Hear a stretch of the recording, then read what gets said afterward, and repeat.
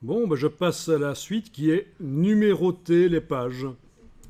Alors, on va créer un calque spécialement pour la numérotation. Donc, dans la palette des calques, vous cliquez sur le bloc de feuilles et vous double-cliquez sur le calque pour pouvoir le renommer. Je l'appelle numérotation. Je vais, tant que j'y suis, changer la couleur parce que vert, c'est pas génial sur le fond blanc.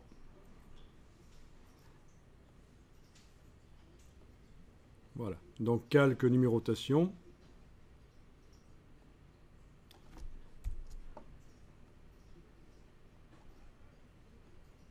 Vert à Nice, c'est pas mieux, décidément. Ok. Donc, un calque numérotation, et le mieux c'est de le placer tout au-dessus.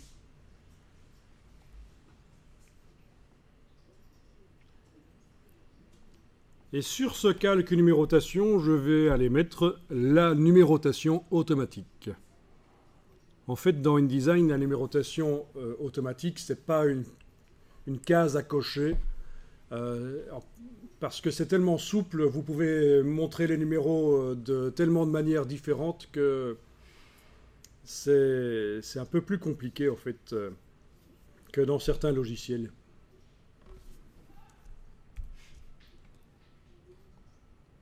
Alors, une fois que vous avez votre calque numérotation et que les autres calques sont verrouillés, où est-ce qu'on va mettre la numérotation automatique? Dans le gabarit. Dans quel gabarit?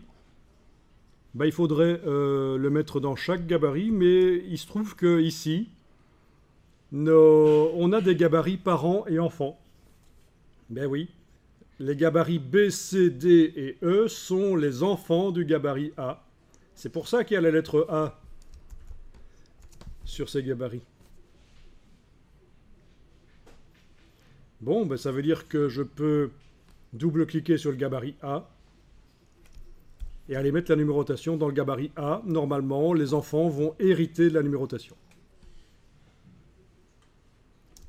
Alors, vous prenez l'outil texte et vous allez créer un bloc texte dans le gabarit A. Vous avez bien double-cliqué sur le gabarit A. Je dis ça parce que souvent, on clique simplement et on est donc resté sur une des pages du document. Il est bien indiqué en bas à gauche du document, en bas à gauche de la fenêtre, vous êtes bien sur le gabarit A. Avec l'outil texte, vous créez un bloc. Voilà, je vais le créer au milieu de la page, pour l'instant, par clic et glisser. Et vous allez insérer une balise. Clic droit, insérer un caractère spécial, marque, numéro de page active. Clic droit, insérer un caractère spécial, marque, numéro de page active. Et vous obtenez une lettre A qui c'est pas du tout la même chose que si vous tapez la lettre A majuscule. Donc si vous avez loupé le chemin vers la balise de numérotation automatique, ce que je viens de montrer, et que si vous tapez A majuscule, ça ne va pas marcher la suite. Il faut vraiment insérer une balise de numérotation automatique. Il se trouve que dans le gabarit, ça prend la lettre A. Mais si on va dans le document, on va voir la numérotation. D'ailleurs, on voit déjà sur les vignettes ici que ça fonctionne en fait, le parentage. Le fait d'avoir mis dans le gabarit A la lettre, elle se retrouve déjà sur tous les autres gabarits qui sont les enfants. Et ces gabarits vont s'appliquer aux pages. Donc c'est pour ça qu'on appelle ça les gabarits en cascade.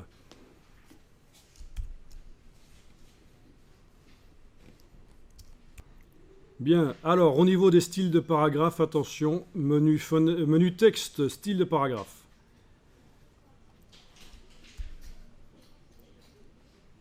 Le texte là actuellement dans le gabarit A, la balise, utilise le style corps du texte, c'est pas bon, je passe en paragraphe standard, donc aucun style. Et je vais modifier la dimension de la balise.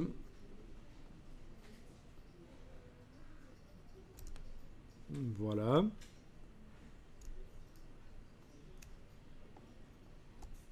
Par rapport à la page, je regarde, tiens, je veux des numéros de quelle dimension? Bon, là, ils vont être très grands, en fait. Hein.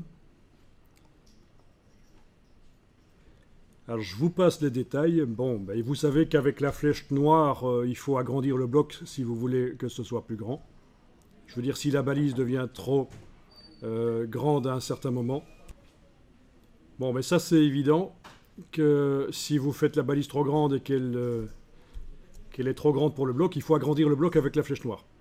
Ok, alors, la numérotation dans le bloc, normalement, si on veut faire les choses proprement, il faut que je la centre dans les deux sens. Donc je vais aller dans la palette paragraphe, menu texte, paragraphe. Et je vais aller centrer dans le bloc, voilà. Ensuite, je vais la centrer verticalement, parce que là, c'était le centrage horizontal. Centrage vertical, c'est dans les options de bloc de texte, menu objet, options de bloc de texte. Et je choisis alignement, centré. Voilà, vous avez donc centré la balise dans les deux sens. Elle est au centre du bloc.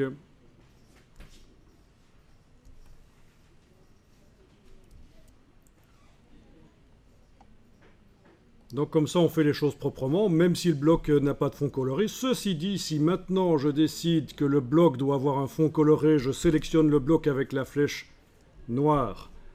Et dans la palette des outils, c'est la case fond qui est en avant-plan. Je vais dans Fenêtre, couleur, nuancier. Je vais pouvoir lui mettre une couleur. Et là, c'est quand même important que le bloc soit... que la balise soit centrée dans le bloc. Ok. Là, je viens de mettre le texte en blanc et voilà, j'aurai une numérotation qui sera blanche sur un carré, enfin pas vraiment carré, mais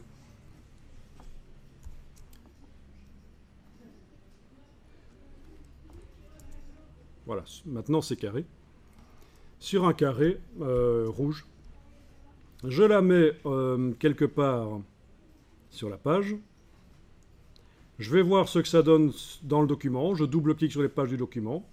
Et j'ai bien ma numérotation. Et vu qu'elle est sur un calque qui est au-dessus de tous les autres, un calque spécialement pour elle, un calque numérotation, eh bien, elle passe systématiquement par-dessus les images, tout ce que je mets en fait. Et c'est là que je remarque qu'elle est trop grande, évidemment, et que je vais devoir la réduire dans le gabarit. Ben oui, puisqu'elle est dans le gabarit A. En tout cas, voilà, la numérotation fonctionne, vous avez compris le principe de la numérotation. Bon, ben je vais dans le gabarit A, je sélectionne le bloc et je vais le redimensionner avec la transformation manuelle. Oui, parce que la dimension de la balise, la dimension du numéro dans le bloc me convient. Les proportions là du texte et du bloc me conviennent. Par contre, c'est la dimension du tout qui est trop grande. Donc je sélectionne le tout avec la flèche noire et avec l'outil de transformation manuelle, je prends une poignée, touche majuscule pour garder les proportions et je réduis. Voilà. La transformation manuelle permet de réduire deux choses d'un coup. Le bloc et son contenu.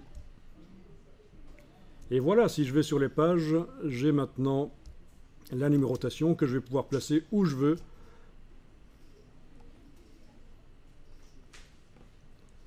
Je veux dire, dans le gabarit, je la place où je veux et c'est nickel.